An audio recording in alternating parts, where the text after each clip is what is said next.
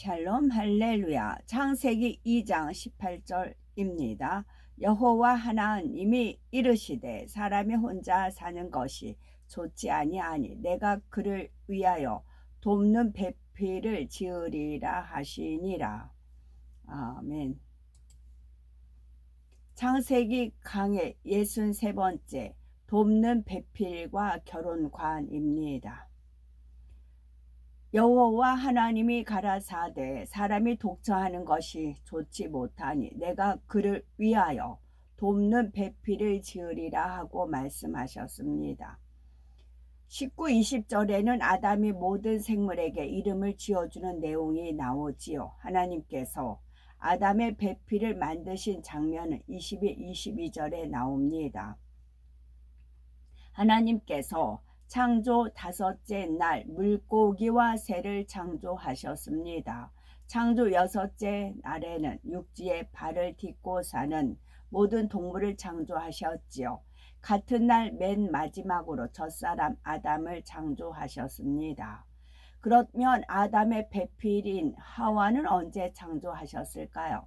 아담은 에덴 동산으로 이끌어 들이신 후입니다. 하나님께서는 아담을 지구의 흙으로 친히 빚으셨지요. 하와는 에덴 동산에서 아담의 갈빗대로 창조하셨습니다. 아담이 생명이 되었다 할지라도 아담을 조성한 근본 성분은 지구의 흙이지요. 따라서 아담의 갈빗대로 창조된 하와의 근본 성분도 지구의 흙입니다. 하나님께서는 창조 역사를 시작하시기 전에 이미 모든 계획을 갖고 계셨지요. 무엇을 언제 어떻게 창조한다는 창조 순서와 각각의 창조 방법도 하나님의 계획 안에 모두 들어 있었습니다. 모든 피조물의 설계도도 갖고 계셨지요. 예를 들어 하나님께서는 첫사람 아담을 창조 여섯째 날 흙으로 빚어 창조할 계획을 이미 처음부터 갖고 계셨습니다. 그리고 18절에 아담을 돕는 배필을 질 계획도 처음부터 갖고 계셨지요. 여기 하나님께서 왜 아담에게 돕는 배필을 지어주려고 하는지 그 이유가 나옵니다. 바로 사람이 독처하는 것이 좋지 못하기 때문이라 말씀하셨지요. 인간 경작이 이루어지려면 아담이 자손을 낳아야 하고 그러려면 당연히 여자가 필요합니다. 이렇게 생각하는 분도 계실까요? 하나님께서는 아담을 흙으로 지으셨듯이 무수한 사람을 한꺼번에 흙으로 지으실 수 있는 능력도 있으십니다. 꼭 남자와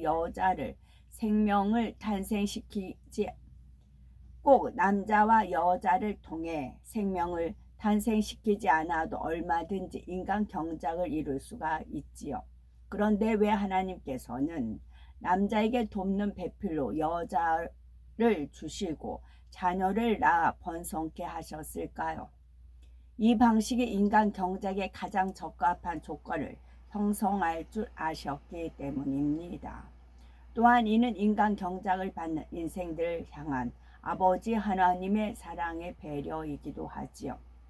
아버지 하나님은 사람이 독처하는 것이 좋지 못함을 이미 알고 계셨습니다. 아버지 하나님께서는 태초에 홀로 계셨지요. 우리가 상상할 수 없는 오랜 세월 동안 홀로 계시면서 우주를 다스리셨습니다. 하나님은 신성과 함께 인성도 갖고 계시기에 홀로 있을 때의 외로움을 아셨지요. 비유를 들면 온 세상을 호령하는 황제가 있다고 합시다. 황금 보화는 물론 세상 모든 것이 황제의 것입니다. 그런데 이 세상에 오직 황제 혼자 있다면 황금 보화가 무슨 소용이 있겠습니까? 황제 폐하라고 불러줄 백성이나 신하도 사랑을 주고받을 자녀도 없다면 얼마나 외롭겠습니까? 온 세상을 다 가진다 해도 혼자라면 아무런 의미가 없습니다. 황제다운 황제가 되려면 사랑하는 자녀도 있어야 하고 충성스러운 신하들도 있어야 하지요. 수종하는 사람들도 있어야 되고 다스릴 백성들도 많이 있어야 합니다. 하나님께서는 매우 오랜 세월 홀로 온 우주를 통치하셨습니다. 따라서 우리는 하나님께서 느끼셨을 외로움을 이해할 수 있어야 합니다.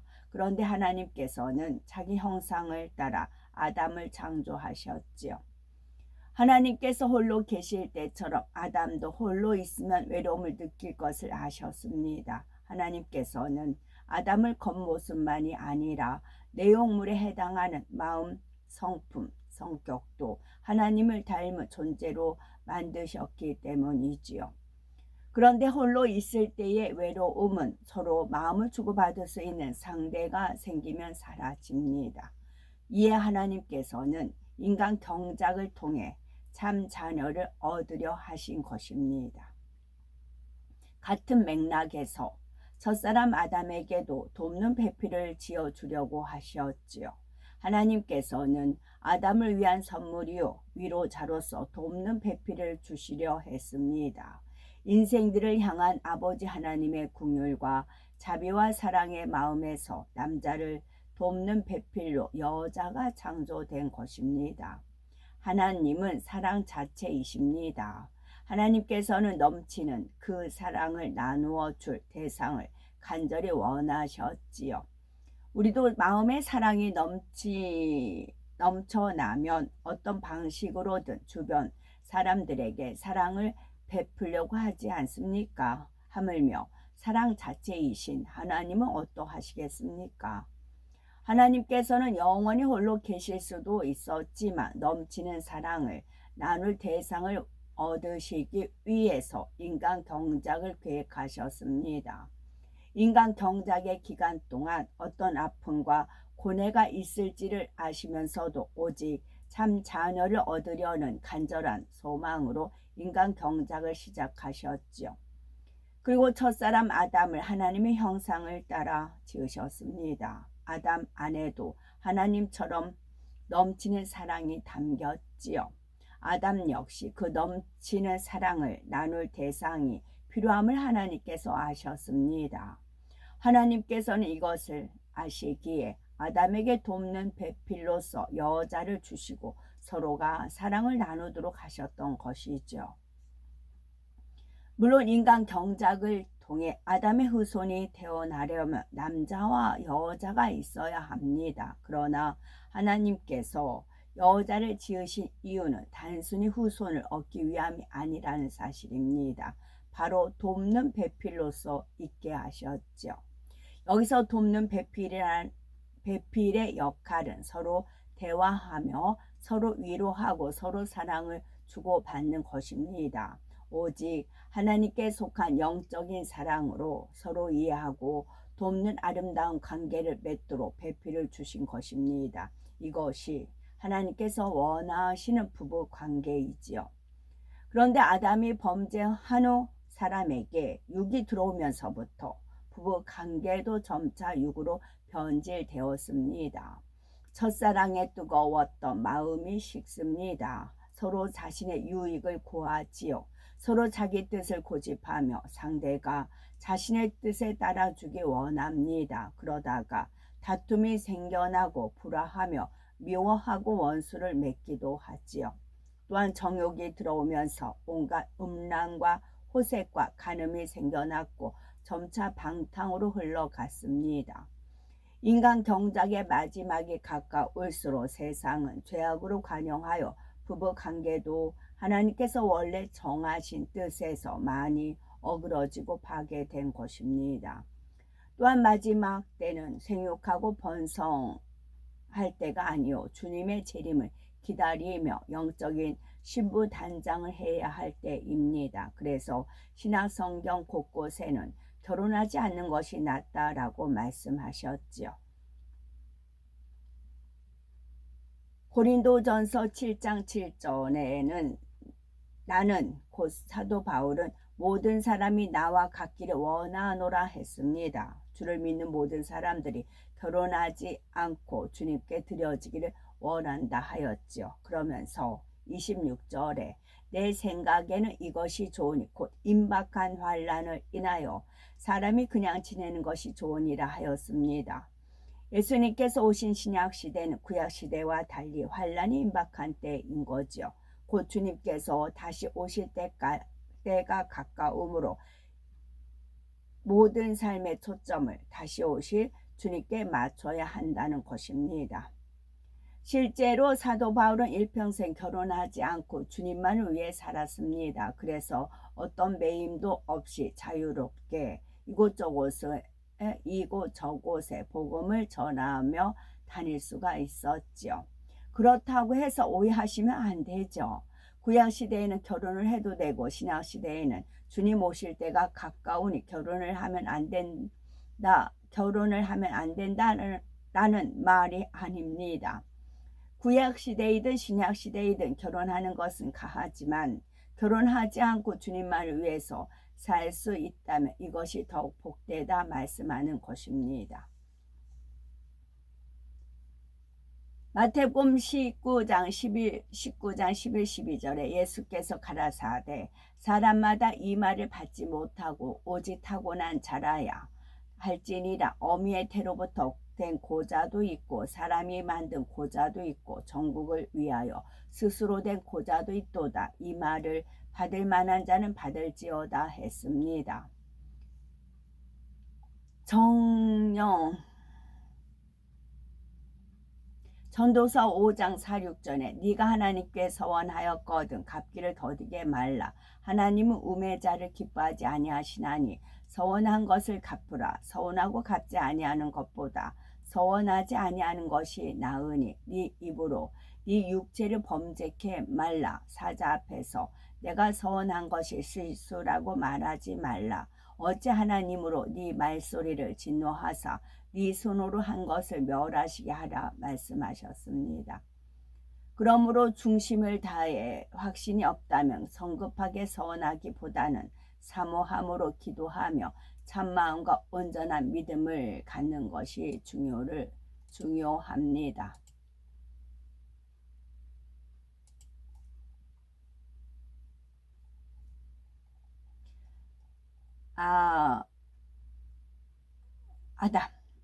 아담의 찬송시여. 아버지여 귓가에 울리는 바람 소리에 아버지의 잔잔한 음성이 담겨 있고 바람결에서는 아버지의 숨결이 느껴지나이다. 바람의 흐름 속에도 우주 만물을 운행하시는 아버지의 뜻이 담겨 있으며 만물을 운영하시는 아버지의 손길이 느껴지나이다. 우주 만물을 운행하신 아버지의 뜻이 담겨 있으며 그래서 이제 제가 63기1 그 하나의 그 숫자 근데 그게 뭐 좌우로 있었으면 신경 안 썼을 거예요. 딱 앞에 섰고 또 눈이 이끌려서 봤어요. 이제 그렇게 만물을 운영하시는 모든 것이 아버지의 손길에 있다는 거지요. 또 아버지께서 만물들 하나하나를 지으실 때에 정녕 그 마음을 그 안에 담으심으로 아버지를 나타내셨나이다. 산천초목 호흡 속에서도 그리고 현재 건물 그 벽 자체에 무궁화 꽃이 이렇게 새겨져 있어요. 돌 모양으로 해서. 그래서 이제 그 동물들 강아지 같은 경우 이렇게 지나가다 보면 막 전봇대에다가 이렇게 쉬를 하잖아요. 자기 영역 표시를 하잖아요. 그런 걸 눈으로 많이 보는 거죠. 하나님도 역시 마찬가지예요. 하나님께서도 사인을 곳곳마다 해 놓으셨어요. 바람소리 속에서도 아버지의 음성이 느껴지나이다. 아버지께서 천지 만물을 지으시는 모습을 눈으로 직접 보지 못했지만 전지전능하신 아버지께서 창조해 놓으신 만물 속에서 아버지의 따스한 손길을 느끼며 아버지의 위대하심을 느끼나이다. 아버지의 기쁨이 되며 아버지의 열매가 되게 하시려고 이 아들을 탄생시키셨나이다. 이 아들이 아버지의 사랑을 입고 이제 여기서부터요. 아버지여 아버지의 기쁨이 되며 아버지의 열매가 되게 하시려고 이 아들을 탄생시키셨나이다. 우리를 지으신 목적이 아버지의 기쁨이 되고 아버지의 열매가 되기 위해서 우리를 만드셨어요. 그러니까 우리가 아버지의 근심걱정거리가 되고 뭐 그런 게 하는 게 아니라 아버지의 기쁨이 되어야 돼요. 진리 안에서 행하는 것보다 더 기쁨이 없다라는 말씀이 있듯이 우리가 진리 안에서 행하면 아버지는 그것이 기쁨이 됩니다. 그리고 우리가 열매가 되는 거예요. 썩은 열매가 아니에요. 썩은 열매, 상한 열매가 아니고 아름다운 열매가 되어야 되지요. 이 아들이 아버지의 사랑을 입고 아버지의 은택을 입어 우리 모두 하나님의 사랑받는 자녀이에요. 주 예수 그리스도를 십자가 못 박혀 죽게 하심을 우리를 구원에 이르게 하셨잖아요. 그래서 우리는 이미 사랑을 입었어요. 그리고 은택을 입었어요. 만물 중에 높이 세워졌나니 아버지여 이 아들의 입술을 통하여 찬양과 영광을 받으옵소서. 우리 입술을 통하여 아버지께 찬양과 영광을 돌려야 하는 것입니다. 아버지께서 처음부터 이 모든 것을 지으시사 아버지의 사랑을 펼치시고 그 마음을 곳곳마다 담아 놓으셨나이다. 이 아들로 아버지의 위대하심을 찬양할 수 있게 지으셨나이다. 처음부터 모든 것을 지으시사 아버지의 사랑을 펼치시고 그 마음을 곳곳마다 담아 놓으셨습니다. 그리고 아버지의 위대하심을 찬양할 수 있게 우리를 지으셨어요. 아버지 하나님의 위대하심을 찬양할 수 있게 우리를 지었어요. 근데 우리는 아버지 하나님의 위대함을 찬양하는 게 아니라 내가 잘난 거를 의시되고 원수마귀 사단 루시퍼의 얼매여서 거기에 거미줄에 걸려서 그것을 찬양하고 있고 이제 그러고 거죠. 그래서 아버지의 능력으로 이 아들을 탄생시키셨고 만물을 다스릴 권세를 주셨나이다. 그리하여 이 아들이 많은 이들과 함께 아름다운 건조물을 세워 아버지를 기리며 이 아들에게 주신 권세를 기리나이다. 우주 만물 안에 나타내신 삼위일체 하나님의 위대하심과 아버지의 모든 마음을 실어 이곳에 지은 바 되었으니 아버지여 받으옵소서. 아멘. 샬롬.